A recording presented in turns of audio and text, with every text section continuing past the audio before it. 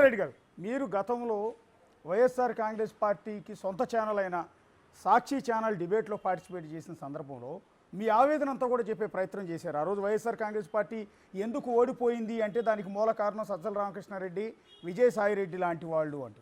విజయసాయిరెడ్డిని అయితే మీరు ఏకంగా కోర్ట్ అని కామెంట్ చేశారు. సజ్జల రామకృష్ణారెడ్డిని ఉద్దేశించి ఒక అరాచకవాదిలాగా మీరు చెప్పారు. ఆ రోజు మీరు ఇచ్చిన స్టేట్మెంట్ నేపథ్యంలో ఆ తర్వాత నుంచి పార్టీ మిమ్మల్ని పక్కన పెట్టింది. ఎవరైతే టీవీ డిబేట్లకు వెళ్తున్నారో ఆ లిస్టులోంచి కూడా మీ పేరు తొలగించింది. సో ఆ కారణంతో వాళ్ళ పార్టీ వీడుతున్నారని అనుకోవాలా? సరే, ఆ కారణం అనేది నేను ఈరోజు పార్టీ వీడడానికి పెద్ద విషయం కాదు. ఎందుకంటే అది జరిగిన తర్వాత ఆ రోజే నన్ను పార్టీలోంచి తీసేయమని చెప్పినప్పటికీ జగన్మోహన్ రెడ్డి గారు నన్ను వ్యక్తిగతంగా పిలిచి నన్ను ఆదరించారు. దాన్ని ఎప్పుడూ మనసులో పెట్టుకుంటా. ఆయన మీద నాకు గౌరవం ఉంటుంది. కానీ విస్తృతమైన ప్రాతిపదిక తీసుకుంటే ఆ రోజున నేను ఇంటర్నల్గా మాట్లాడాల్సిన మాటలు ఎమోషనల్గా బయట చెప్పా. అది నా తప్పైనప్పటికీ పెద్ద మనసుతో నన్ను దగ్గరకే తీశారు. కానీ పార్టీ విధానపరమైన నిర్ణయాలు ఉన్నాయి. ముఖ్యంగా విధానపరమైన నిర్ణయాల్లో మార్పు లేనిదే మన ప్రతిపక్ష పార్టీగా ఈ రోజునున్న వైఎస్ఆర్సీపీ అధికార పార్టీని విమర్శిస్తే తిరిగి ఆటోమేటిక్గా అధికారంలోకి రావాలనుకుంటే అది జరిగే పని కాదు. మార్పు సమూలంగా జరగాలి. ఆ మార్పు జరగకుండా అడ్డుకుంటున్న వాళ్ళు ఆయన చుట్టూనే ఉన్నారు. ఆయన నిజంగా పార్టీని సమీక్షించుకుంటే జనానికి ఉపయోగపడే పనులు ఏవైనా చేయొచ్చు. కానీ అది నేను అక్కడ ఉన్న రోజులు కూడా దాదాపుగా హెడ్ క్వార్టర్స్లో పార్టీ ఆఫీస్కి పోవడం నిరంతరం నా అలవాటు. కానీ అది జరిగే కార్యక్రమం కాదని, దాంతోపాటు నేను బీజేపీ సిద్ధాంతాలకి ఖచ్చితంగా ఆకర్షితున్నాయి.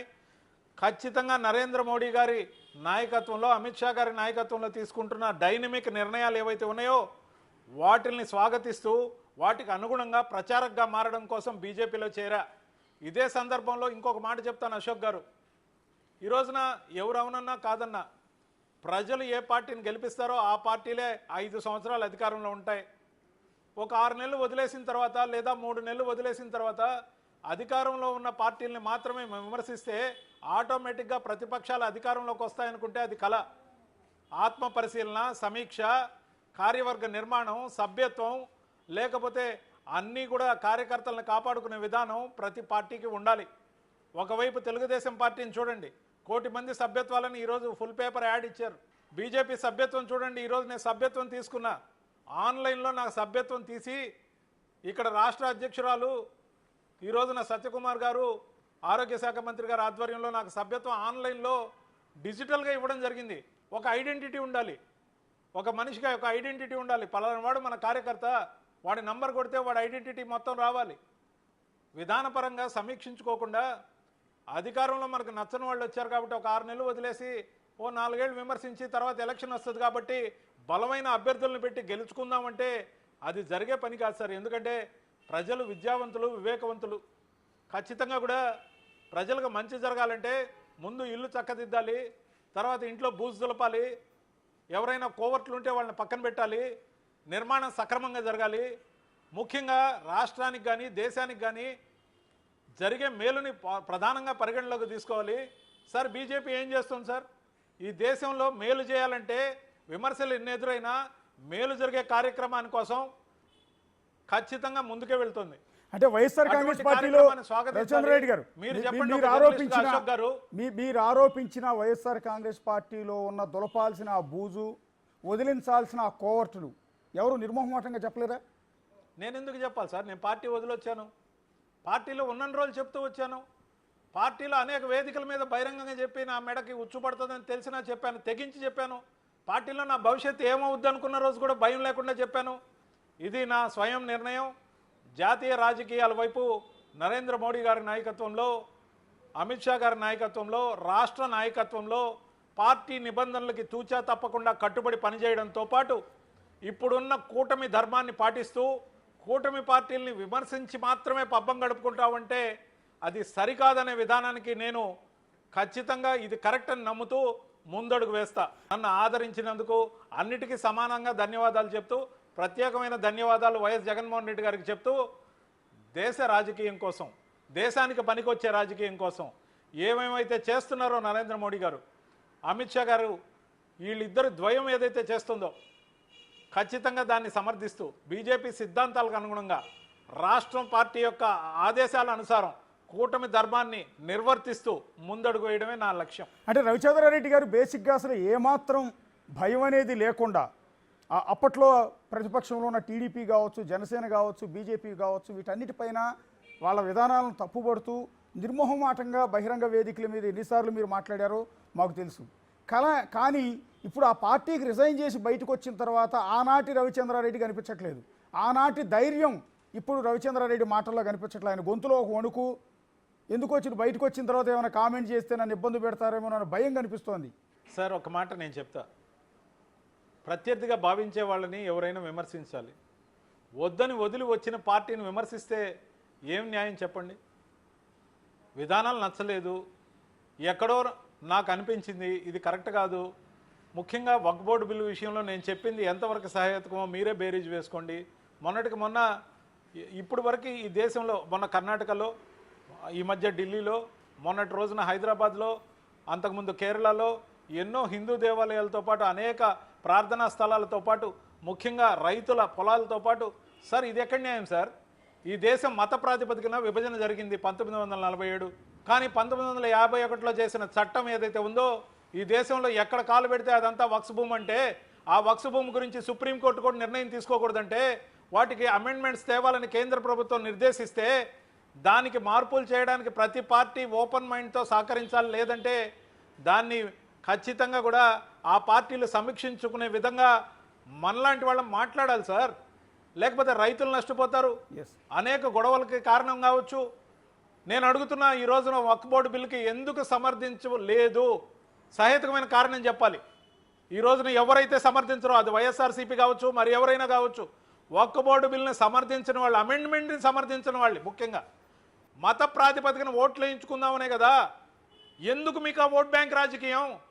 నేను అడుగుతున్నా, కూటమి తరపున పోటీ చేశారు నంద్యాల నుంచి ఫరూక్ గారు, ఒక ముస్లిం అభ్యర్థి, బీజేపీతో పొత్తులో ఉన్నప్పుడు ఆయన గెలిచారు, మంత్రిగా ఉన్నారు. మరి మతపరంగా ఈ దేశం కానీ, రాష్ట్రం కానీ, ప్రజలు కానీ లేరు సార్. మన రాజకీయ పార్టీల మైండ్ సెట్ మారాలంటున్నా నేను. ముఖ్యంగా కార్యకర్తలను గౌరవించుకోవాలి, కార్యకర్తల్ని నష్టపోకుండా కాపాడుకోవాలి. ముఖ్యంగా ప్రతి ఒక్కరి విషయంలో మీరు అన్నారు ఇందాక, మీకు ధైర్యం లేదా? ఆ రోజు రవిచంద్రారెడ్డి ఎడిపోయాడని. సార్ ఈ రోజు వరకు చెప్తున్నా, నా మీద ఈరోజు ఒక్క కేసు లేదు. కేసులుండే వాళ్ళు బెంబేలెత్తి ఆ పార్టీ ఈ పార్టీ చూసుండొచ్చు. నేను ఒక్క రూపాయి అవినీతి చేయలేదు, నా మీద ఒక్క కేసు లేదు. కానీ నేను ఈరోజు పార్టీ మారడానికి కారణం ఏంటి? నిర్ణయాల లోపం, నచ్చని కొన్ని విధానాలు, ఇక్కడ నచ్చిన విధానాలు నేను బీజేపీలోకి అడుగుపెట్టడానికి ప్రధానమైన కారణాలు. నేను ఎక్కడున్నా ఎలా పనిచేస్తానో మీకు తెలుసు. వ్యక్తిగతంగా కూడా మీరు నాకు మిత్రుడే అశోక్ గారు. నా పనితీరు, పని రాక్షసుల్లాగా పనిచేసే విధానం పార్టీకి కలిసి వచ్చే అంశం. నేను ఎంత ప్రధానమైన గొంతుగా వైఎస్ఆర్సీపీ కోసం నిలబడ్డానో మీకు తెలుసు. కేవలం కులం ప్రాతిపదికలో నాకు ఎమ్మెల్సీ ఇవ్వకుండా మా నియోజకవర్గం సార్, మా నియోజకవర్గం 50 సంవత్సరాల నుంచి ఎస్సీగా రిజర్వ్డ్. గూడూరు నియోజకవర్గం, నెల్లూరు జిల్లా. నేను ఎస్సీలను గౌరవిస్తా, మతం మార్చుకునే అవకాశం ఉంటే నేను ఎస్సీ అవుతానని అనేక ఛానల్స్లో చెప్పడం కూడా జరిగింది. కానీ నాకు కులం ప్రాతిపదిక కాదు. ఒక 50 సంవత్సరాల నియోజకవర్గం ఏదైతే ఉందో ఎస్సీ రిజర్వ్డ్గా, అదే నియోజకవర్గం నుంచి బల్లి కళ్యాణ్ చక్రవర్తి అనే ఒకరికి, బల్లి దుర్గాప్రసాదరావు తనయుడికి ఎమ్మెల్సీ ఇచ్చి, మళ్ళీ వాకాటి నారాయణ రెడ్డి గారు ఎమ్మెల్సీ ఖాళీ అయితే నాకు ఇస్తానని కమిట్ అయ్యి నాకు ఇవ్వకుండా దాన్ని మేరకు మురళీ గారికి ఇచ్చి, మళ్ళీ ఆయనకే ఎమ్మెల్యే టికెట్ ఇచ్చి, ఆయనకి ఇద్దరిని సెక్యూరిటీగా ఇచ్చి, ఇద్దరు ఎమ్మెల్సీలని, ఒక ఎమ్మెల్యేని ఎస్సీలుగా ఒకే నియోజకవర్గాన్ని పెడితే మిగతా కులాల ఓట్లు ఆటోమేటిక్గా పడతాయనుకుంటారా? ఇది ఎక్కడ తెలివి సార్?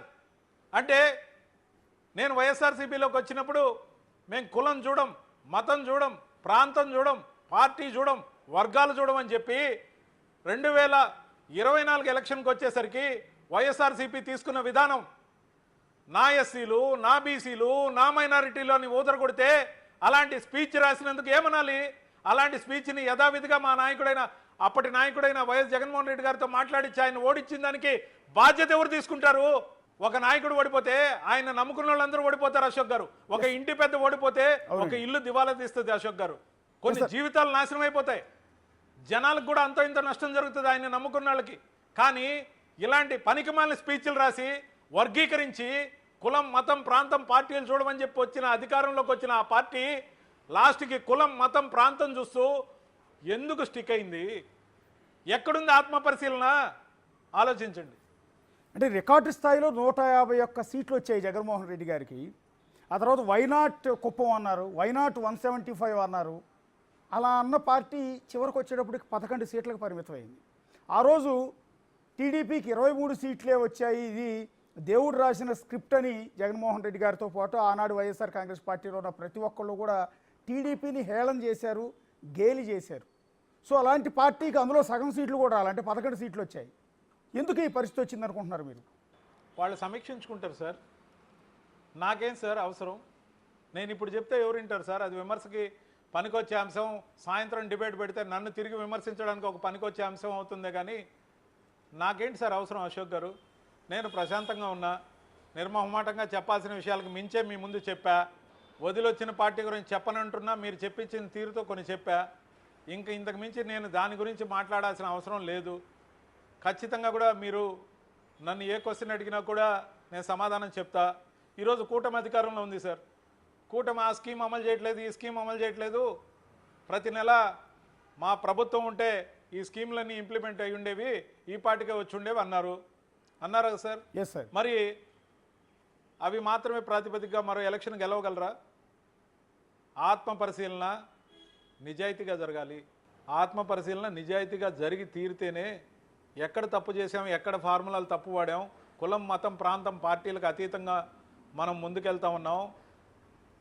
ఎక్కడెక్కడోళ్ళు కండువా కప్పుకోకముందే ఎమ్మెల్సీ ఇచ్చి స్వాగతించారే. పేర్లు నేను చెప్పదలుచుకోలే. ఒకరు చనిపోతే వాళ్ళ కొడుక్కో వాళ్ళ భార్యకో ఎమ్మెల్సీ ఇచ్చారే, లేదా ఎమ్మెల్యే టికెట్ ఇచ్చారే. అంటే సింపతి వేవ్తో గెలవాలా? చేసే మంచితో గెలవలేమా సార్? ఏదైతే డైనమిజం గురించి మీరు అన్నారో నా మాట్లాడే తీరులో, జగన్మోహన్ రెడ్డి గారి డైనమిజంకి ఆకర్షితున్నాయని నేను ఆ పార్టీలో చేరా.